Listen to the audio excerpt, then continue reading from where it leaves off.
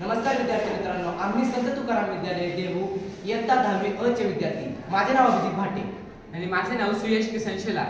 मित्रांनो, आज आपण IPS या करिअर क्षेत्राबद्दल माहिती मिळवणार आहोत. IPS या करिअर क्षेत्राबद्दल मला काही प्रश्न पडले आहेत आणि त्या प्रश्नांचे उत्तर मी माझा वर्गमित्र सुयश शेलार याच्याकडून घेणार आहे. तर सुयश, IPS हे पद मिळवण्यासाठी आपल्याला कुठली परीक्षा द्यावी लागते? IPS हे पद मिळवण्यासाठी आपल्याला भारतातील सर्वात अवघड समस्या आहे UPSC ची परीक्षा द्यावी लागते. तर UPSC या परीक्षेचे किती टप्पे असतात? UPSC या परीक्षेचे प्रमुख 3 टप्पे आहेत: प्रिलिम्स, मेन्स आणि इंटरव्ह्यू.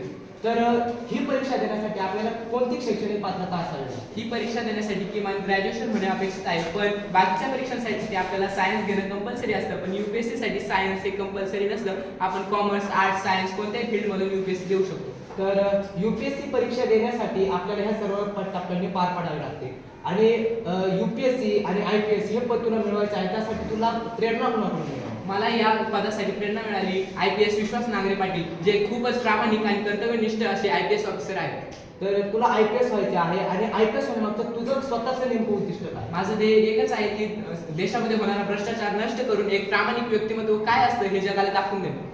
तर UPSC मध्ये ऑल इंडिया रँक असतात आणि तुला त्यामध्ये किती रँक मिळवायचे आहे? IPS व्हायचं असेल तर किमान 200वी रँक अपेक्षित असते, पण मला जरी पहिली रँक मिळाली आणि जरी 200वी रँक मिळाली तरी मी IPSच सिलेक्ट करेन, कारण की माझं लहानपणापासूनचं स्वप्न आहे IPS होण्याचं.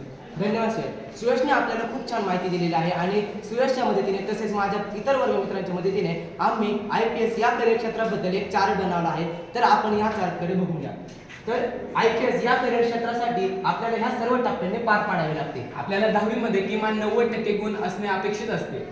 10वी झाल्यानंतर सर्व विद्यार्थ्यांचा मुख्य टप्पा म्हणजे 12वीचा टप्पा आणि 12वी मध्ये आपल्याला 80% मार्क मिळवणं गरजेचं असतं. आपण जी फील्ड निवडली आहे, जसं सायन्स, कॉमर्स आणि आर्ट्स, त्यानुसार आपल्याला डिग्री घेणं अपेक्षित आहे. मी आर्ट्स निवडणार आहे, त्यामुळे मला BA मिळेल. जर जो कोणी सायन्स घेणार आहे त्याला BSc आणि जो कॉमर्स घेणार आहे त्याला BCom.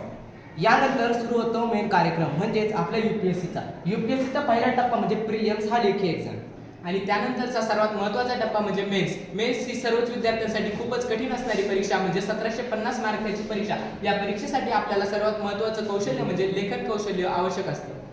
मेन्स या एक्झाम नंतर आणखीन एक महत्त्वाचा टप्पा म्हणजे इंटरव्ह्यू.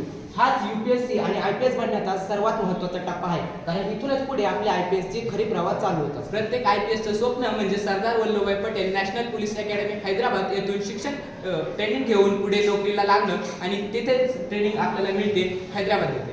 हैदराबादमध्ये ट्रेनिंग कंप्लीट झाल्यानंतर आपल्याला जॉईनिंग करायची असते. हैदराबादमध्ये आपण कितव्या नंबरला आलो यानुसार आपली जॉईनिंग असते आणि जर आपण अव्वल दर्जा मिळवला तर आपल्याला आपल्या आवडीच्या ठिकाणी नोकरी करायची संधी उपलब्ध होते. तर अशा प्रकारे आम्ही IPS या करिअर क्षेत्राबद्दल माहिती मिळवली. धन्यवाद.